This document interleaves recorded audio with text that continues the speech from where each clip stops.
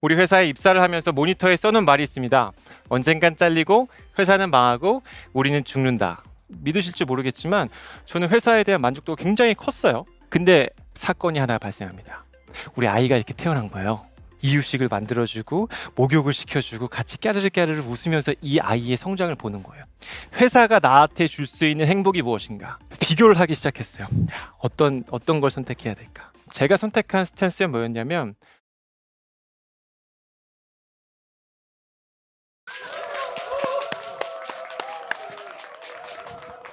고맙습니다. 네, 저는 평범한 직장인입니다. 머리만 보면은 미용실에 다니는 스텝이냐라고 말씀하실 수도 있겠지만 저는 금융회사에 다니고 있어요. 굉장히 보수적인 집단이죠. 제가 우리 회사에 입사를 하면서 모니터에 써놓은 말이 있습니다. 언젠간 잘리고 회사는 망하고 우리는 죽는다. 제가 이거를 막 쓰면서 어떤 거를 저 스스로 말을 하고 싶었었냐면 사소한 거에 휘둘려서 내 행복을 놓치지 말자라는 것이었어요. 그러니까 사소한 거는 당연히 회사를 이야기하는 거겠죠. 사회적으로나 경제적으로 보면은 회사가 저보다 훨씬 더 큰 가치를 가지고 있지만 실질적으로 내 삶에서 회사는 그냥 극히 일부분에 불과할 뿐이잖아요. 그래서 이런 마인드로 막 살다 보니까 얼마 전에는 혼자서 한 달간 안식월을 가지고 제주도를 갔다 왔어요. 근데 저희 팀장님이 그러시더라고요. 야, 그 한 두세 달 있다 가면 안 되냐? 네, 안 돼요. 라고 말씀드렸어요. 그리고 본부장님께서는 야, 가야지. 근데 조금 긴 것 같기도 하고 한 달 짧습니다. 라고 하고서 이제 갔다 왔죠. 언젠가 잘리고 회사도 망하고 우리 다 죽을 거니까 제 행복에 되게 집중을 하고 싶었던 것 같아요. 그래서 그 전에는 아이와 함께 육아휴직을 해서 2년간 네덜란드에서 좋은 시절을 보내기도 했었었죠. 그러니까 이런 말씀을 들으면 어떤 분들은 이렇게 말씀하실 거예요. 야, 근데 그래도 회사가 조직 생활인데 그래도 지킬 건 지켜야 되고 너 혼자 그렇게 마음대로 다 해도 돼? 라고 말씀하실 수도 있지만 제 입장에서 보면은 이 언젠간 잘리고 회사도 망하고 다 죽을 건데 이거를 1년 내내 모니터에서 보고 있으니까 오히려 내 삶이 더 소중해졌고 그것이 저를 조금 행복으로 이끌었던 것 같습니다. 그럼 이제 행복은 무엇일까요?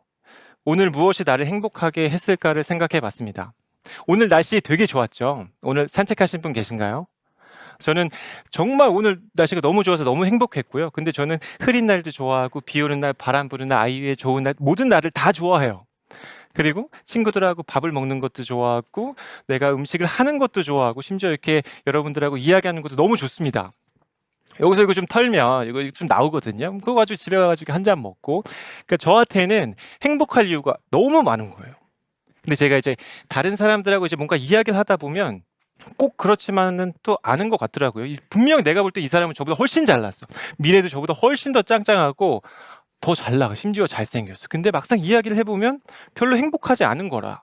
그러면 나는 왜 이 사람보다 더 행복한 거지? 나는 이렇게 행복할 이유가 왜 이렇게 많지? 라는 생각을 하면서 조금 더 깊이 저를 들여다보기 시작했습니다. 그러다 보니까 제 유년 시절까지 가더라고요. 저는 1시간의 버스가 한 대 오는 시골에 살았어요. 그리고 저희 어머님은 저를 집에서 낳으셨죠. 의사도 없었고 간호사도 없었어요. 사실 돈이 없었던 거죠. 그리고 저가 태어나고 나서 납땜 일을 하셨어요. 이제 납이랑 이렇게 회로를 이렇게 해가지고 인두를 이렇게 지지는 건데 그걸 마셔서 병원에 입원하시기도 하셨죠. 근데 반면에 저희 아버지는 되게 행복하신 분이셨어요. 여름 되면 이렇게 쫙 낚시 가가지고 막 돌려서 이제 큰 물고기 잡으면 막 좋아하시고 그리고 이제 겨울만 되면 사냥개들을 데리고 사냥을 다니셨습니다. 이렇게.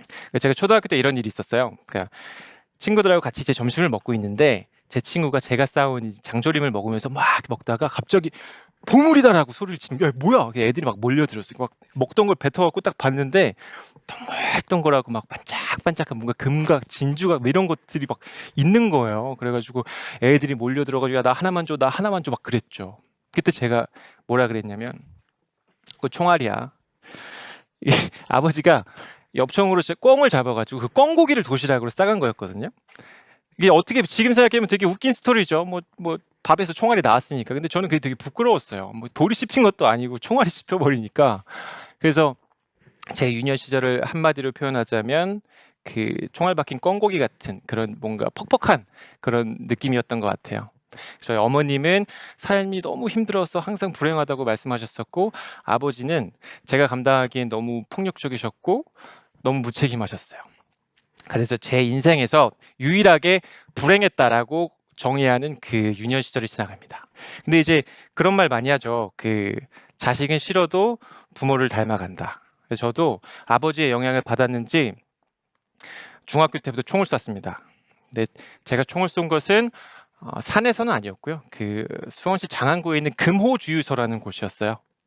중학교를 졸업하고 고등학교에 들어가기 전에 그 황금 같은 그 방학이 있잖아요. 왜냐하면 이제 그게 숙제가 없는 기간이니까 이게 엄청 좋은 방학이거든. 근데 저는 하루에 12시간씩 일을 했어요.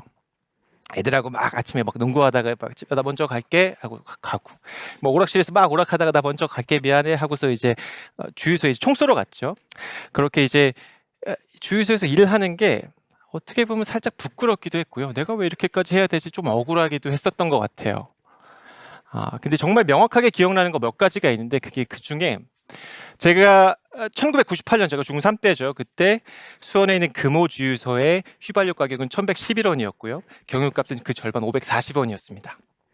그때 당시에 시급은 1,800원이었고 제가 12시간씩 한 달을 꼬박해서 번 돈이 48만 원이었어요. 저는 그 감동이 기억이 나요. 그 월급을 딱 받은 거야. 그때는 이제 5만 원짜리도 없고 이제 계좌이체도 없지. 이게 현금이 이게 두둑하게 있는데 중3이잖아요. 그때 당 지금 돈으로 따지면 한 150, 200 정도 됐을 거예요.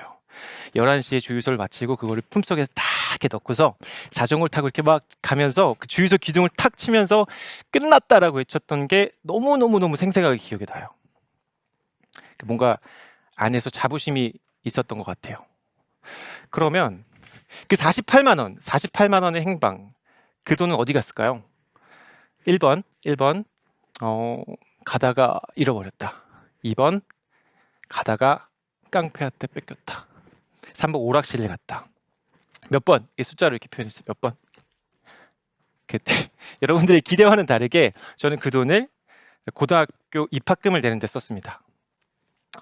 집이 가난해서 그런 건 아니었고 엄마가 뭐 돈을 내라고 한 것도 아니었는데 저는 그냥 내 스스로에게 해냈어라는 말을 해주고 싶었던 것 같아요. 제가 유신고를 나왔는데 유신고에 입학했던 수백 명의 학생 중에 내가 내 힘으로 해가지고 학교를 입학한 사람은 별로 없었을 거예요. 그리고 그 사실이 저한테 엄청나게 큰 자부심으로 다가왔습니다. 그리고 이제 고등학교에 이제 들어온 거예요. 그러면 저는 고등학교 때 완전한 자유를 얻었어요. 뭐 무관심일 수도 있겠지만 저는 진짜 제가 하고 싶은 거 정말 다 했거든요. 근데 중요한 건 저는 그때도 알았습니다. 제 고3 때가 얼마나 소중하냐는 것을 그때도 알았기 때문에 그 순간을 정말 빼곡하게 아라비안 나이트도 가고요. 그리고 코리아나 나이트도 가고요. 터널 나이트도 가고 그 빼곡하게 그 소중한 순간을 다 채웠어요. 행복했냐고 묻는 사람이 있습니다. 너무너무 행복했고요. 제 친구들이 함께 있었기 때문입니다. 그 친구들 덕분에 저는 학창 시절에 그 학업에 대한 스트레스는 전혀 없었고요. 그리고 이제 최고의 컨디션으로 수능을 받고 모두의 예상치를 활쩍 뛰어넘는 뭔가 어닝 서프라이즈 같은, 우리 좋아하죠. 어닝 서프라이즈 같은 그런 성적을 받았어요. 240점을 받았는데 수학이 12점인가 그랬던 것 같아요. 근데 만약에 누가 그때 당시로 돌아가서 너 수능 만점하고 이 친구들하고 추억하고 둘 중에 어떤 걸 선택할래라고 하면 저는 이걸 선택할 거예요. 왜냐하면 이 훗날 내 친구들이 저에게 감정적으로나 아니면 금전적으로나 경제적으로 저에게 도움이 하등 되진 않았어요. 안 될 줄도 알고 있었죠. 그리고 앞으로도 안 될 거라는 거 알고 있지만 정말 소중한 고등학교 시절에 저의 행복의 원천이 되줬습니다. 소울푸드라고 하죠. 여러분들도 소울푸드가 있나요? 저는 순댓국이에요. 저는 제일 좋아하는 게 순대고, 만약 누군가 저에게 분식의 왕은 누굽니까? 라고 하면 정답 순대입니다 라고 이야기할 정도로 순대를 되게 좋아하거든요. 그래서 대학교도 순대로 갔어요. 충청남도 아산에 있는 순천향대학교라고 하는 곳이었어요. 명문대예요. 근데 아시겠지만 명문대일수록 학점 따기가 굉장히 어렵습니다. 이게 입학에 대한 진입 장벽은 좀 낮은데 이거 학점 따기가 너무 어려워요. 왜냐면 회사래. 학교가 너무 멀어가지고 통학 자체, 출근 자체가 안 되는 거예요. 시험 보러 가기 너무 어렵고. 그래서 1학년 2학기를 학점 0.4점으로 마치고 학교를 떠났습니다. 전 너무 좋았어요. 왜냐하면 다른 사람들 4년 쎄빠지게 일해가지고 학교 다니면서 졸업하는 거 전 1년 만에 딱 끝낸 거잖아요.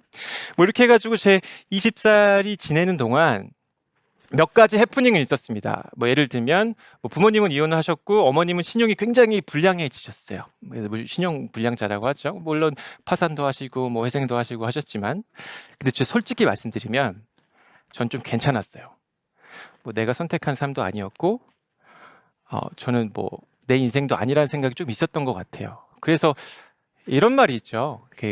아들 낳아봐야 소용이 없다. 아들 뒤에 뭐가 붙죠? 아들 뒤에 새끼라는 말이 붙어요. 그래서 아들 새끼 낳아봐야 소용이 없다. 새끼 하는데 대한민국의 아들로서 정말 맞는 말인 것 같아요. 전 맞는 말인 것 같고 다행히 저는 딸을 낳았습니다. 너무 행복하고 이렇게 감사할 수가 없어요. 그래서 제가 이렇게 방금 여러분들한테 제가 태어나고 20대를 지나면서까지 이야기를 드렸는데 어때요? 이 스토리가 사실은 객관적으로 이제 제가 이야기를 해보면 그냥 불우하게 태어나서 중학교 때부터 이제 일하고 그러다가 고등학교 때 공부 안 하고 이런저런 방황하다가 그냥 지잡대에 들어가가지고 그 학교도 못 버티고 나온 그런 스토리가 될 수도 있어요. 근데 여기에 그래도 저는 행복했습니다 라고 하는 양념을 한 바퀴 탁 떨어뜨리는 순간 이게 완벽한 요리가 되는 거라. 보세요.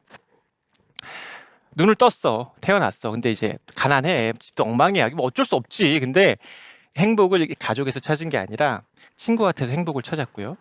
중학교 때 비록 일을 하면서 열심히 주유소에서 총을 쐈지만 그 돈으로 고등학교 학비를 내면서 내 마음속에 그런 행복의 씨앗 같은 그런 자부심을 갖게 됐습니다. 누가 고등학교 때 가장 중요한 게 공부다라고 이야기를 하는 건가요? 저한테는 친구였어요. 친구를 통해서 사랑과 우정, 배반과 배신을 다 받으면서 인생을 배웠고요. 그렇게 배운 걸로 곧 대학교를 때려치고 제가 하고 싶은 것들을 마음껏 할 수 있었습니다. 어떤 순간이었었던 간에 내가 행복할 이유를 계속 찾았었던 것 같아요. 그래서 저는 그 행복할 이유를 찾는 것이 우리 인생에서 정말 중요하다라고 생각을 합니다. 그 이유만 있으면 나는 그냥 행복한 삶이 되는 거예요. 내 인생은 그냥 행복해지게 되는 거예요. 제 회사 모니터에는 아직도 그 말이 써 있습니다. 언젠간 잘리고 회사는 망하고 우리는 죽는다. 이거는 이제 팩트죠.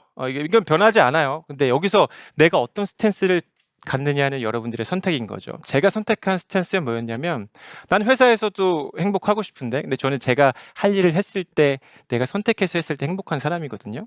그래서 회사에서 되게 열심히 했어요. 그러다 보니까 주변에 좋은 사람들도 만났고 프로젝트를 맡게 됐고 그래서 그걸 하면서 되게 행복했습니다. 믿으실지 모르겠지만 저는 회사에 대한 만족도가 굉장히 컸어요. 지금도 크고요. 근데 사건이 하나 발생합니다. 우리 아이가 이렇게 태어난 거예요. 비교를 하기 시작했어요. 어떤 걸 선택해야 될까?